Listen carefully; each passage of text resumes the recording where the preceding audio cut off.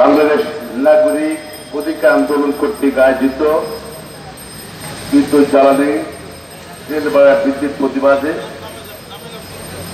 দেশ থেকে বেগম খালেদা জিয়া সহ সকল রাজনীতির মুক্তির দাবিতে আজকের প্রতীকী অবস্থান কর্মসূচির প্রিয় সভাপতি জনাব জাহাঙ্গীর আলম, সম্মানিত প্রধান অতিথি, রাষ্ট্রের সাবেক ভিপি, সাবেক ডিএস, বাংলাদেশের রাজনীতিতে এক আকর্ষণীয় সংগ্রামী নাম নাগরিক সভাপতি জনাব মাওলানা মান্না,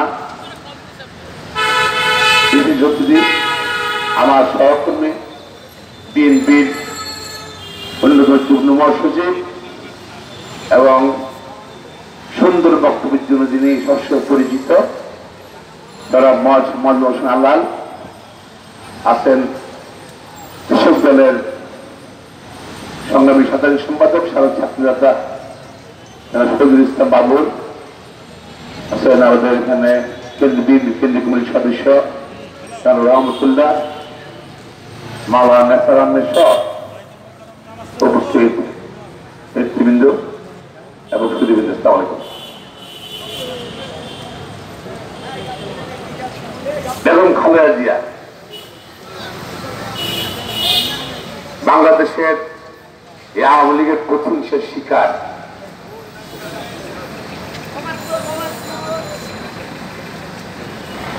বেগম খালেদা জিয়া সাবেক রাষ্ট্রপতি, মুক্তি সেক্টর কমান্ডার, সেনাপ্রধান শহীদ জিয়ার স্ত্রী। উনি চাইলে কিন্তু রাজকীয় জীবন পালন করতে পারতেন। জেনে শুনে উনি জনগণের জন্য কথা বলতে এসেছেন এবং জন অধিকারের জন্য আন্দোলন করেছেন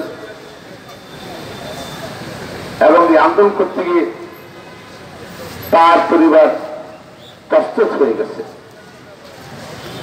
তার দুই ছেলের মধ্যে আরো যেমন অকাল মৃত্যু হয়েছে, তাকে এই স্বৈরাচারের বা পরবর্তী আওয়ামী লীগের অত্যাচারের কারণে বড় ছেলে তিনি বিএনপির চন্দ্রন তারেক রহমান আজকে বিদেশ অবস্থান করছে এবং দল পরিচালনা করছে, কিন্তু মায়ের সঙ্গে থাকার তার স্ত্রী, তার সন্তান, তার দাদির সঙ্গে থাকার সুযোগ হচ্ছে না, সুযোগ করে দিচ্ছে না। তারা জানে বেগম খালেদা জিয়া তাকে মিথ্যা জেলে নেওয়া হয়েছিল, সেটি বেগম খালেদা জিয়া জেলে দিয়েছিলেন, কিন্তু অল্প সময়ের মাথায় বেগম খালেদা জিয়া অসুস্থ হয়ে পড়ছেন, মারাত্মক অসুস্থ হয়ে পড়ছেন। কি কারণে অসুস্থ হয়ে পড়ছেন সেটি এখনো রহস্যাবৃত। আজকে বেগম খালেদা জিয়া তারা সরকারি মৃত্যু আদেশে মুক্তি দিয়েছে, কিন্তু শর্ত দিয়েছে সে যেন চিকিৎসা করতে না পারে। প্রপার চিকিৎসা মানে যে চিকিৎসা করার একটা অধিকার, সাংবিধানিক অধিকার, বেগম খালেদাকে সাংবিধানিক অধিকার থেকে তাকে বঞ্চিত করা হচ্ছে। এবং সরকার তার নেতাই ফৌজের কাজে 401 অনুযায়ী ক্ষমতা ব্যবহার করে তাকে মুক্তির আদেশ দিয়েছেন, কিন্তু শর্তযুক্ত বিধি যেতে পারবেন না, তো দূর চিকিৎসা করতে যেতে পারবেন না এসবই। তো ওনার পরিবার পক্ষ থেকে বারবার অসুস্থ বেগম খালেদা জিয়া আপনারা জানেন তার প্রায় তো প্রতি সপ্তাহে বক্তব্য দিচ্ছেন জাতীয় প্রেস ক্লাবের সামনে প্রতীকী অবস্থান কর্মসূচি বাংলাদেশের নাগরিক অধিকার আন্দোলনের ব্যানারে। আইনমন্ত্রী বলছেন সরকারের পক্ষ থেকে বলা হচ্ছে নাকি আইন করার সুযোগ নাই। আমি এখানে বলতে চাই এটা আইনের অপেক্ষা করা হচ্ছে। মাননীয় আইনমন্ত্রী 401 ধারায় কিন্তু পক্ষপাতা বলা আছে, সবার অ্যাক্সিডেন্ট করেন যে এটা 401 ধারা নাই, তো কোন আইন আপনি অ্যাক্সিডেন্ট করেন? আপনি অ্যাক্সিডেন্ট করেন জেনারেল প্রসেস অ্যাক্ট আইন আছে আমাদের, জেনারেল প্রসেস অ্যাক্টে বলা আছে যে অথরিটি যে কোনো আদেশ দেয় সে অথরিটি সে আদেশ বাতিল করার এবং রোধ করার বা সংশোধন করার ক্ষমতা আছে। জেনারেল প্রসেস অ্যাক্ট অনুযায়ী যে আপনার যে আইনটা দিয়ে আপনার এক্সটেনশন করেন ওনার মুক্তির মেয়াদ সে আইন হতে পারেন আপনারা শিশুর উদ্ধার করতে। আসলে আপনারা চাচ্ছেন না, আইনের অধিকার করছেন। আপনারা যদি চান আইনমন্ত্রী, আমি আইনমন্ত্রী প্রধানমন্ত্রী চাইলে আমরা আইনজীবী তার সাথে বসতে পারি, আইন দেখা দিতে পারবো। জনগণকে বিভ্রান্ত করবেন না। বেগম খালেদা স্যাক্রিফাইস অনেক দেশের জন্য, গণতন্ত্রের জন্য, দেশ রক্ষার জন্য, এই জাতির জন্য সে নিজের জীবন দিয়ে গেছে, পরিবারকে ধ্বংস করে দিয়েছে এবং ভোট ফিরে গেছে বাংলাদেশে, আন্দোলন সংগ্রাম করেছে এবং যে কোনো পর্যায়ে অসমের সঙ্গে আপোষ ছিল বেগম খালেদা চিকিৎসার সুযোগ করে দেন এবং না করলে যতদিন বেগম খালেদা আপনি ভাবে রাখবেন তত কিন্তু আপনাদের সরকারের কিন্তু প্রতি সরকারের মধ্যে জনগণের আরো লগ্নের প্রকাশ হবে এবং এক পর্যায়ে জনগণই কিন্তু সরকার উৎখাতের ব্যবস্থা গ্রহণ করবে। প্রিয় ভাই বোনেরা, বিদ্যুৎ দাম সম্বন্ধে আমাদের আলাদাই বললেন, আমাদের বাবু বললেন। আমি আবার এমপি হিসাবে জাতীয় সংসদের স্ট্যান্ডিং মেম্বার ছিলাম। সেই সময় 54টা বোধহয় কুড়িকেন্দ্রের বিদ্যুৎ কেন্দ্র ছিল। আমি চেয়েছিলাম এগুলো মালিককে এগুলো টেন্ডারের কাগজ দেয় না, কিন্তু আইনে বল আবার আইনে ইন্ডিমিনিটি ক্লজ দেওয়া আছে যে কোন মামলা করা যাবে না। এটা বিদ্যুৎ মন্ত্রণালয় থেকে পিক এন্ড চুজ অনুযায়ী আওয়ামী নেতা তাদের সুনামের বেনামে দেওয়া হয়েছে এবং এখন কারো থেকে বিদ্যুৎ কিনছে 5 টাকা দরে, কারো থেকে 30 টাকা দরে, যাত্রা তার সুবিধা কিনেছে। এখন কিনছে ছাড়তে পারতেছে না। আজকে পত্রিকা আসছে প্রায় 11,000 মানে মেগাওয়াট বিদ্যুৎ তারা ব্যবহার করছে না, পড়াশোনা করছে না, কিন্তু ওদেরকে সার্ভিস ছাড় দিচ্ছে, লেনদেন কর দিচ্ছে এবং সরকার এর মধ্যে তার 33 কোটি টাকা এই বিদ্যুৎ কেন্দ্রগুলোর নিকট তারা দেনা আছে। টাকার তারা ফ্রিতে বা ট্যাক্স ফ্রিতে তারা তেল আনছে বিদেশ থেকে, জনগণের ট্যাক্সের জনগণ পাওয়ার কথা সে দিচ্ছে না, তেল বিক্রি করতে হবে তারা কাজ না করে টাকা নিয়ে যাচ্ছে এবং সরকার আওয়ামী সরকার কিন্তু তারা কিন্তু ঘুমিয়ে আছে বা তারা যে জেগে ঘুমিয়ে আছে এবং সুযোগ করে দিচ্ছে তাদের লোকজনকে এই তার সুসম্পদ উৎপাদ করার জন্য, উন্নত করার জন্য। আর কদিন পর পিঠের দাম বাড়াচ্ছে, গ্যাসের দাম বাড়াচ্ছে। তাদের এই দুর্নীতি, আওয়ামী সরকারের এই দুর্নীতি টাকার দোকান পাওয়ার জন্য সারা বাংলাদেশের মানুষের বিদ্যুতের দাম বাড়াচ্ছে, গ্যাসের দাম বাড়াচ্ছে। সেটা হতে পারে না। আজকে জনগণ সরকারের সঙ্গে নাই।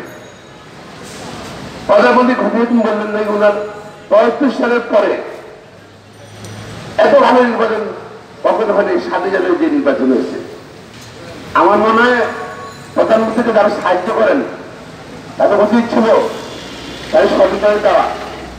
বাংলাদেশের ১৯৭২ সালে কোন সংসদ নির্বাচন হয়নি, হয়েছে কখন ৭৩ সালে হয়েছিল নাকি?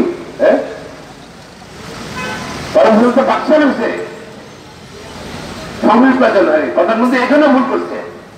আমি মনে করি ওনার সাহায্য করে যারা আছে তার সন্দেহ দেয়। আরে আউলের কোন মিছিল দেয়, জনগণ নির্বাচন ব্যবস্থা ভুলে গিয়েছে। রাজনীতি করে করে অনেক বাধার সম্মুখীন রাজনীতি করে গ্রেপ্তারে আমাদের নেতা কর্মীরা গ্রেপ্তার হয়। এই মানারাই তো 18 বার জেলেছিল। কে না যেছিল? বলুন আওয়াজ সাহেব প্রায় 350 মামলা, 350 মামলা। এখানে যারা আছে ছোট নেতা, কিন্তু মামলা দিতে কিন্তু অনেক বড় তারা বেশিরভাগই। কে মামলা আসামি নয় সরকার আমলে।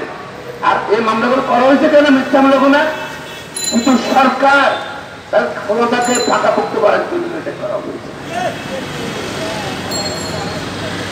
আওয়ামী লীগের কিন্তু খরা, এখন খরা ভয়কাল শুরু হয়ে গেছে আওয়ামী লীগের।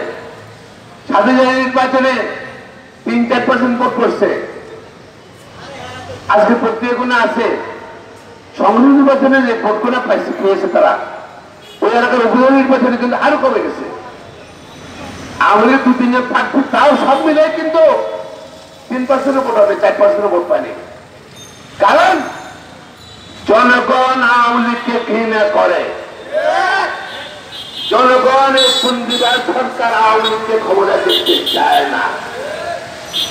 এবং সরকার জেনেশুনে জনগণের ভোটাধিকার তারা কিন্তু কেড়ে নিয়েছে। সরকারের কোন জনগণ সমর্থন নাই আওয়ামী লীগের। আওয়ামী লীগ ক্ষমতা আছে আইন শৃঙ্খলা বাহিনী আর সরকারি কর্মচারীদের মাধ্যমে। আইন শৃঙ্খলা বাহিনী আর সরকারি কর্মচারী যদি নিরপেক্ষ কাজ করে আওয়ামী লীগ বাংলাদেশে একদিনও টিকবে না।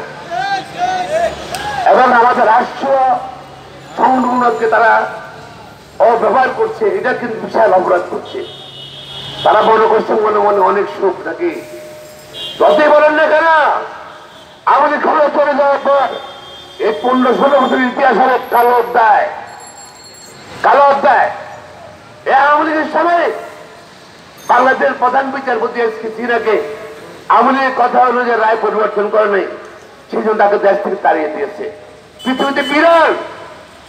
এই আওয়ামী লীগের সময় বোরসারে পার্লামেন্টের মেম্বার হয়েছে, বোরসারে প্রধানমন্ত্রী হয়েছে, বোরসারে বিরোধী দলের নেত্রী হয়েছে, বোরসারে স্পিকার হয়েছে, বোরসারে মন্ত্রী হয়েছে। এটা কলঙ্কর ইতিহাস। এখন আমরা এত সুন্দর ভাষা বলতে হবে না।